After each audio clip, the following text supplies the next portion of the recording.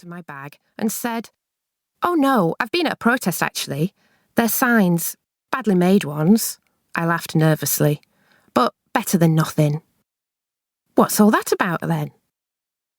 I explained that I was part of a group campaigning against page 3, the topless photos of young women that appeared every weekday in the Sun newspaper. We'd staged a big protest in Parliament Square earlier that day. I pulled the petition out of my bag and showed her. "Hang about," she said, fishing her glasses out of her pocket. She took the petition from me and studied it. "Have you got a pen?" It took ages to find a biro, but finally, one appeared at the bottom of my bag, along with the lipstick I'd been looking for since April. She signed her name with a shaky hand, and the pen hovered above the reason for signing box. She paused before writing, "We need more rebellious women." I knew she wasn't talking specifically about page 3, or the women who were photographed for it. A woman removing her clothes can be an act of rebellion in itself. I understood that she was talking about the culture that fuels a media where men are powerful creators and women are passive objects. Where men are pictured in shirts and ties and football kits, suited and booted for their lives of leadership, while women are young, beautiful, and usually undressed.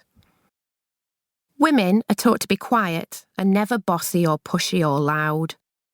The culture taught us, page 3 taught us, to be silent, to look pretty, to smile, to be agreeable, pliable, not to cause problems, ask questions or raise our voices, but to be ready to receive compliments, insults, and sex. It's the same culture that makes older women invisible and reduces them to ghosts, doomed to float around Methodist Centre jumble sales or potter in the garden until death's sweet release. Old ladies, like the woman sitting next to me, were not supposed to be rebellious or inquisitive or outspoken, but lavender-scented and warm, filled with thoughts of wool and grandchildren and the bric-a-brac stall. She handed the petition back. "You shouldn't always do as you're told. Everyone has an opinion on what's best for you, and most of them want something from you. Yes, we need more rebellious women." I sat there on the bench beside her and thought back to the protest that morning. A huge crowd had assembled at Parliament Square, and the air crackled with excitement. I'd spotted Lucy, Max and Evie, and lots of the usual faces, but there were so many people I'd never seen before. Students, families, and other women gathered in little groups. The photographers and cameramen, and they were all men, attempted to order us into formation, with Big Ben as a powerful backdrop. Protesters waved their handmade signs, some with conspicuous cornflakes or shredded wheat logos on the reverse. The marker pen messages spelled out, "No more page 3. News, not boobs. Brains and hearts, not just body parts." I found myself standing next to Evie, and she squeezed my hand. She was trying to keep an eye on Millie, who was marching up and down at the front, head held high, shouting, "Sign our petition!" The photographers didn't know what to make of this brilliantly sassy 8-year-old girl. Some of them wanted to capture her on film. Others wanted her to pick up a colouring book and sit quietly out of the way. Max led us in protest songs.